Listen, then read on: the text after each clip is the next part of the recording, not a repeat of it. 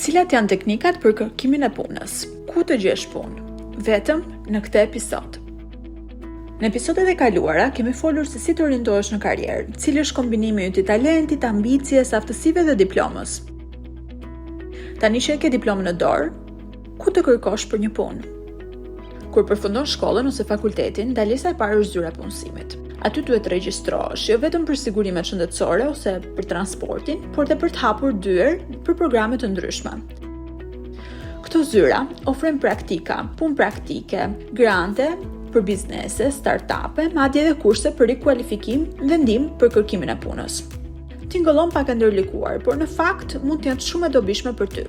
Prandaj, patjetër shiko faqet zyrtare dhe pyet se çfarë ofrojnë ata. Adresa e dytë.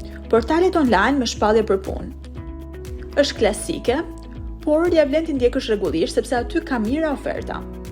E treta, ekzistojnë edhe agjenci të specializuara që ndihmojnë për të gjetur një punë jashtë, punë sezonale gjatë verës, punë anije turistike, staf kabine në kompani ajrore apo programe si work and travel për punë verore të studentëve në SBA apo Kanada.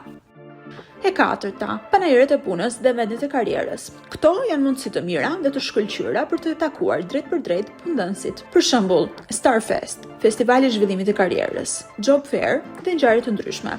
Aty mund të flasësh direkt me kompanitë, të marrësh informacione për shpalljet aktuale dhe të lësh një përshtypje të parë shumë të mirë.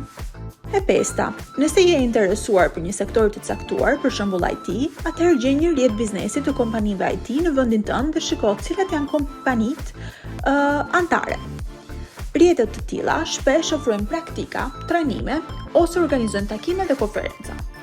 Kjo është një mundësi e shkëlqyer për të hyrë në atë botë dhe për të njohur njerëz nga fusha.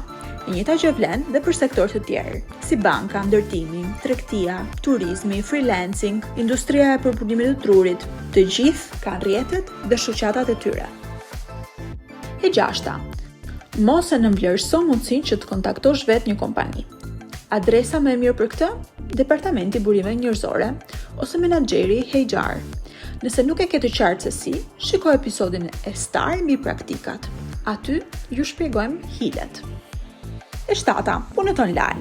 Freelancing është gjithnjë e më popullor. Ofron aftësitë tua si programim, menaxhim i rrjeteve sociale, dizajn ose punë të thjeshta si asistent virtual, hyrje të dhënash e të tjerë. Thjesht krijo një profil në një nga platformat globale dhe aty tashmë do kesh shumë klient potencial.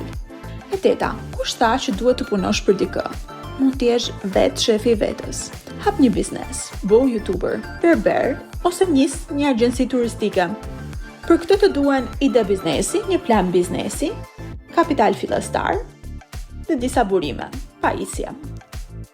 Me leta është të drejtohesh në qendrat për ndërmarrje ose inkubator biznesi. Ato ofrojnë trajnime, mentorim, ndonjëherë dhe grante apo dhe hapësira. Në hartën e Star, këtu poshtë videos, mund të gjesh qendra të tilla. Ofrojmë edhe linqe për ndonjë udhëzues kreativ në video për të rinj sipërmarrës.